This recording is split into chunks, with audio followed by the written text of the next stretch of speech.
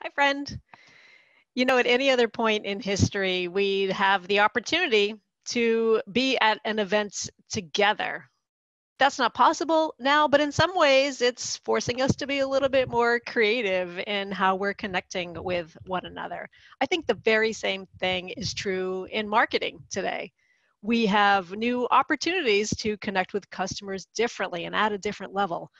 I believe that the key to that is storytelling, but not the same old way that we've always been doing it, but to really rethink how we're approaching storytelling in a COVID age. So that's the issue that we're going to explore together in the next 30 minutes. Hi, everyone. I'm Ann Handley, Chief Content Officer of MarketingProfs, and I am happy to see you today. I think that the best strategy is always a story. The number one way to connect with someone is always through story. And why do I believe that?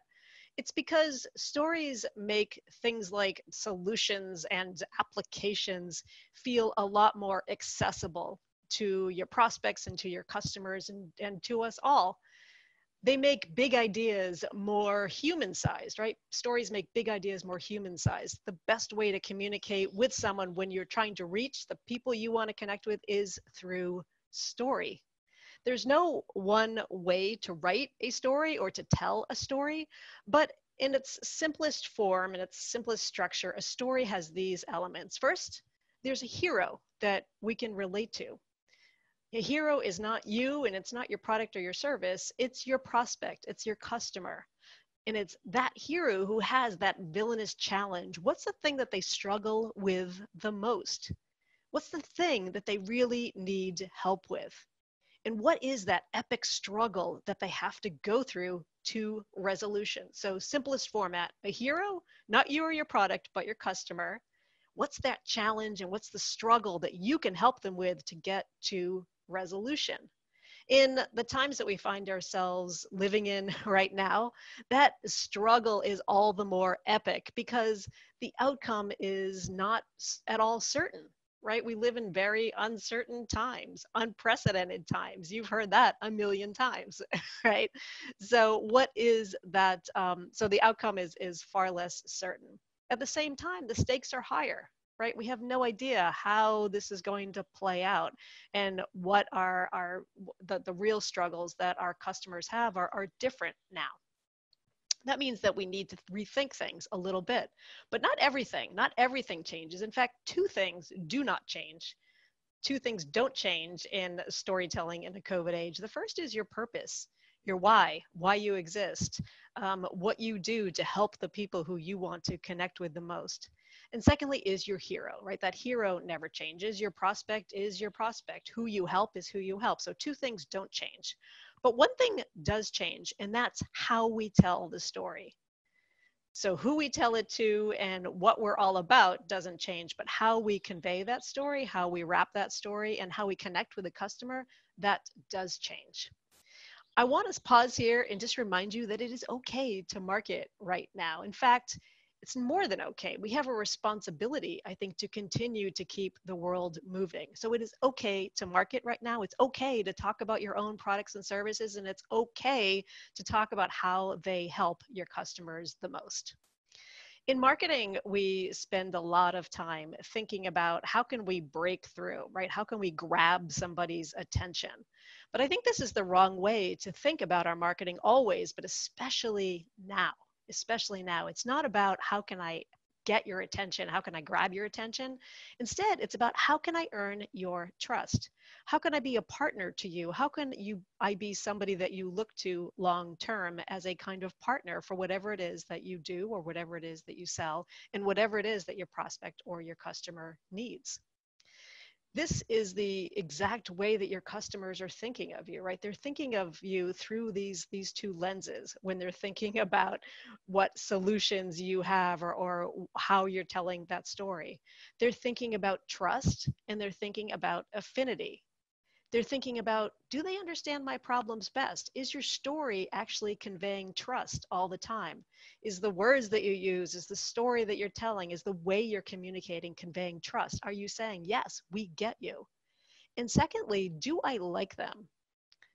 Are you showing people who you are? Are you going to be there for them long term, not just right now at the point of sale, but long term when something goes wrong, or will you be a resource to them longer term?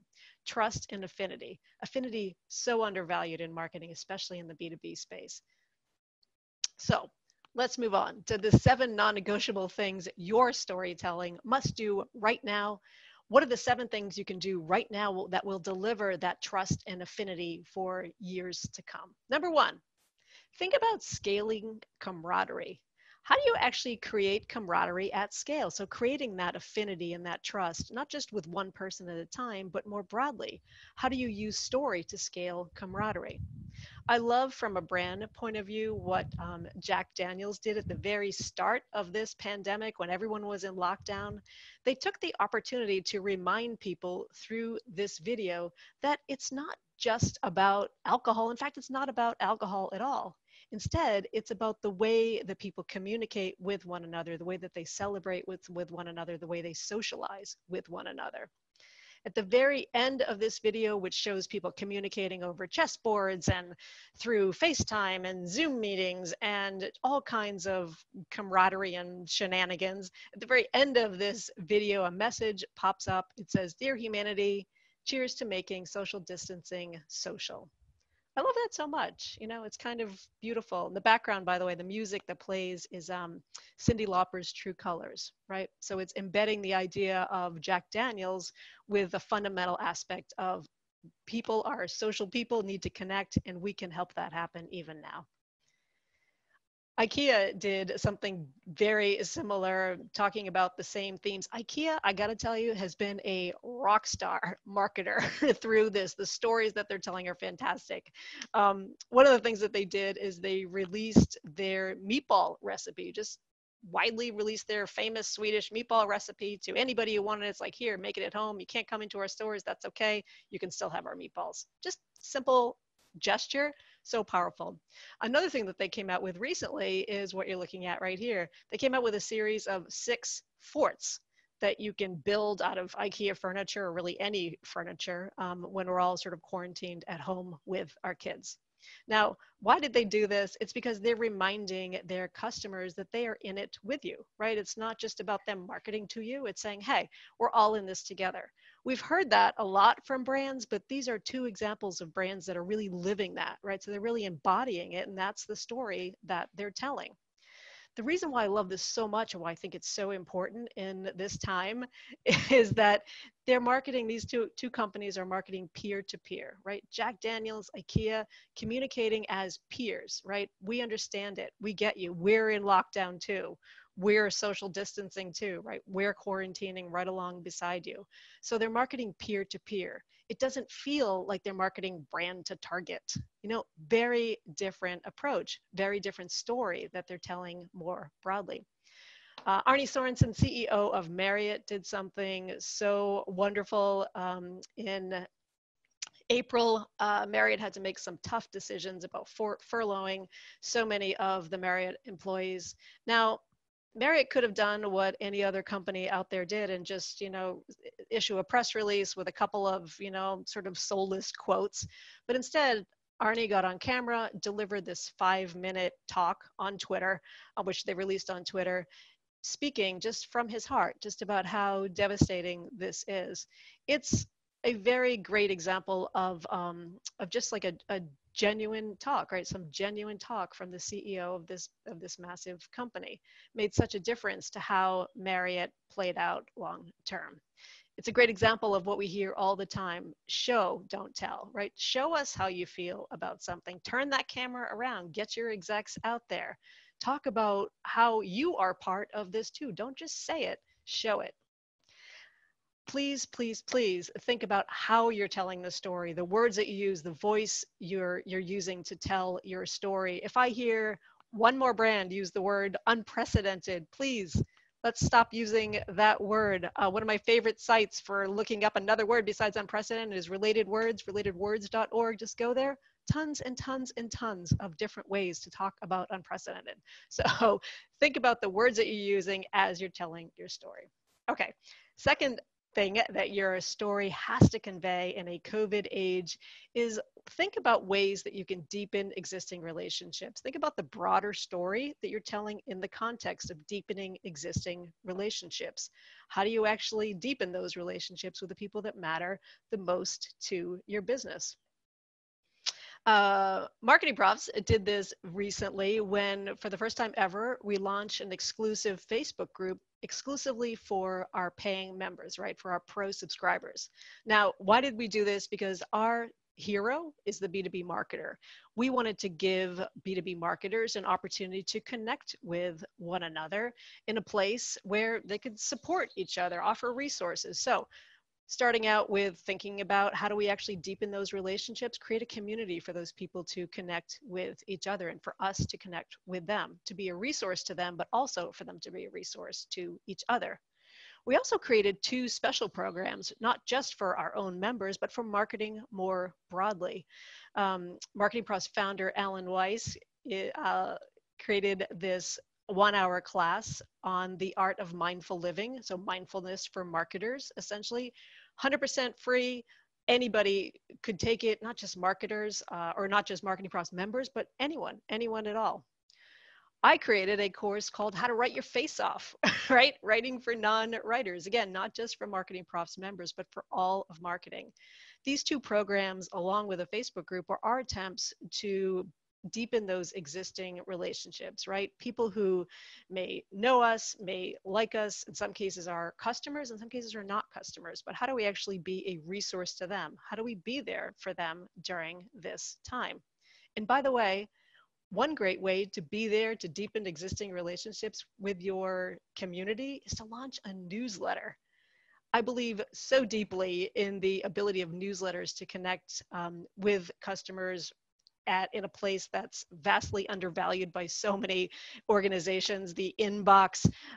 Morning Brew launched this newsletter called The Essentials during this time. It's sort of a pop-up newsletter to help us all navigate quarantine together. Why did they do that? Because it's an extension of their belief that newsletters are a great place to connect with audiences, but also deepen those relationships with their existing subscribers. I believe so deeply in email, and I could give a whole talk about email alone, but email is the only place where people and not algorithms are in control. So use that as a cornerstone of your marketing strategy more broadly. All right, third thing that your story has to contain in the COVID age is short-term actions to reflect new realities. What are the short-term programs that you can put into place that will be there for people during these times of uncertainty? Jess Tyson runs a virtual assistant agency called Don't Panic Management. One of the ways that Jess decided to be there for her community by offering them short-term solutions is by offering this sort of one-off projects or one-off engagements to people who needed help with very specific things. So maybe you need help launching an email newsletter or a podcast, or you need help with a particular piece of your marketing. Typically, that kind of service wouldn't be available more broadly because Don't Panic Management usually sells longer-term commitments. But in this case, Don't Panic Management said, how can we actually be there for people at a time when people are a little bit squirrely about making long-term commitments, right? You don't want to sign a long-term contract because we don't know what's going to happen 3 or 6 months from now. So, short-term solution. Think about projects, no commitment, right? No contracts, no commitment, just short-term solutions. And by the way, Jess herself gets on camera and says why this is so important, why she's doing what she's doing through her company, through Don't Panic Management, just like Arnie Sorensen did. This to me has such a pulse, right? It feels different than a typical sort of about us page, which feels kind of static. Turn the camera around, get on camera, talk to your audience directly, show them who you are. Remember, show, don't tell. All right, fourth component of your storytelling in a COVID age, long-term leadership. What are the things that you can do now to demonstrate long-term leadership within your own community? Toast is a company based in Boston, Massachusetts. They are a company that sells software essentially to restaurants, point of sale and management solutions to restaurants. Restaurants super hit hard right now, right? Just so many of them have been forced to close. So many of them are just devastated. Toast thought, how do we actually be there for our community? How do we actually convey long-term leadership at a time like this? So they sprinted, and over the course of 72 hours came up with this microsite called Rally for Restaurants. The point of this was initially customer facing, right? So initially offering consumers like you and me an opportunity to buy gift cards to some of our favorite restaurants, to give those restaurants a kind of microloan, right? A sort of lifeline, as they describe it, to staying in business. Quickly, they evolved this to be something completely different. Not only an opportunity that's consumer facing, right, offering us an opportunity to buy those gift cards, but also up here in the corner, you can see, being a resource for the restaurants themselves, trying to get disaster funding, trying to navigate these times. So was consumer facing as a way to help those restaurants, also became a resource to the restaurants. And by the way, this thing has gotten a ton of really great press. CNBC covered the story about how the decisions that Toast was making now would lead to long-term leadership for their company within their own community. TechCrunch covered it as well. So tons and tons of great goodwill in addition to just the leadership for the community. So the question I'd challenge you to ask yourself is, how are you able to evangelize your own industry at a time like this? How do you actually think about what you're doing now as a longer term play, not only to serve your own company or your own business, but to evangelize your industry more broadly? All right, the fifth thing that you have to think about in this COVID age is your story, I think, should have an element of the unexpected, right? Don't do what everybody else out there is doing. Don't just be that copycat brand.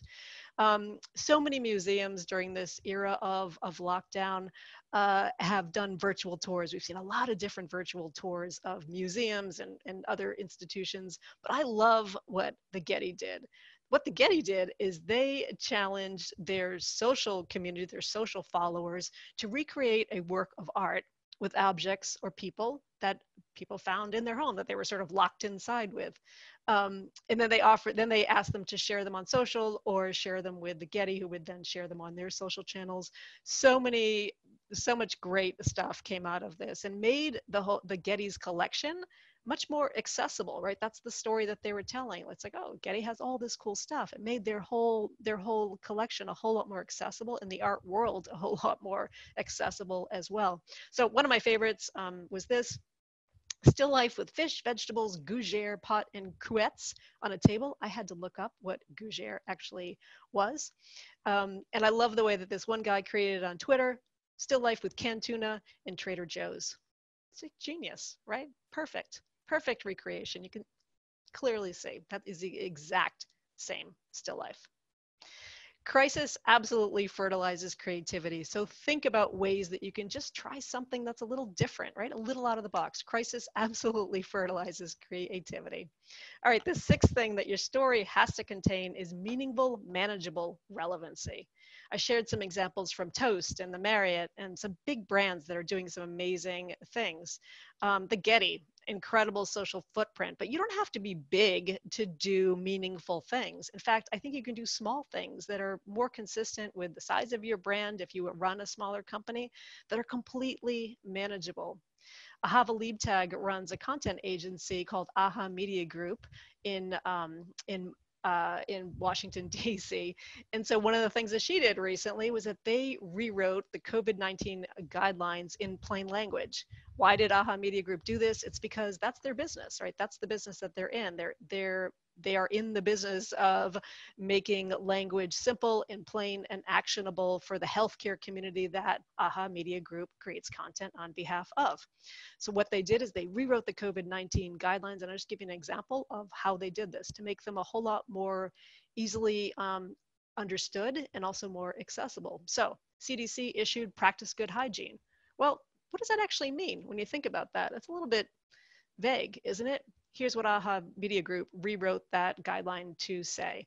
Wash your hands frequently, especially before eating, after using the bathroom, and after coming back from errands, right? Very actionable, different, very specific. So adding a layer of specificity made the difference, right? It's manageable, meaningful relevancy. All right, the seventh thing that your story has to contain in a COVID age is people. Make sure that you are showcasing your customers, your people who work at your company, your employees, your clients to the degree that you can. One of my favorite companies, my favorite shoe company of all time is Rothy's. I love the way that they approached their marketing. They showcased their people. First of all, right up front, on the top of every email, they talk about how they're grateful to their community before they start selling, right? So it's sort of acknowledging that this is the world that we're doing business in. We're going to start with gratitude. We're going to start with gratitude for our community. And then they let you know what they're doing specifically. And then underneath it, you know, they're still selling their bags, they're still selling their shoes, but they're doing it in a way that they've already put it into the context where they've already acknowledged that this is the world that we do business in. This is just through one email. And then they showcase their senior design manager in this situation and asking him how he's been getting on during quarantine, right? What he's been filling his days with, how he's working at home, how it's working out for him. Super simple example of showcasing your people, right? Acknowledging your community, both externally as well as internally. Monterey Bay Aquarium, I honestly could not love this anymore. It looks like a typo, but no, they're just saying it's not the same without you. Just super cute. It's a great acknowledgement, and more broadly, of something that I think we should all be mindful of. Think about how your homepage looks today. Maybe your homepage should not look the same way that it did 60 days ago when this whole thing started, right? Think about how are you telling your story right on your homepage. Monterey Bay Aquarium answered this call just beautifully, and you know, it's cute. If you don't have people as part of your community, think about, that's okay. The Shed Aquarium in Chicago, I think, did a great job of pulling their penguins, in this case, into their story. Some of you might have seen this, but essentially what they did is they allowed their penguins who are part of the Shed Aquarium exhibits to just sort of wander around the aquarium, just enjoy the exhibits like actual customers might. They have a camera set up on them. It's just adorable. It's just a great way of the Shed sort of telling their story more broadly by showcasing the penguins who are part of their community. Another way to pull in the stories of your customers to showcase people at all times is ask for stories, right? Communal reciprocity. So ask for stories from your community and then share those stories socially as well. Monterey Bay Aquarium, again, does this very well by showcasing drawings that people have sent in, children have sent in from their webcams on their, and then sharing them on their social pages. Simple way to pull in those voices of their community at a time when visitors can't actually be in the aquarium. Another way to just ask for stories and just share them is through Instagram stories. I think great place to showcase people through polls, through asking questions on your Instagram stories or throwing up some quizzes there, all embedded within the Instagram story platform itself.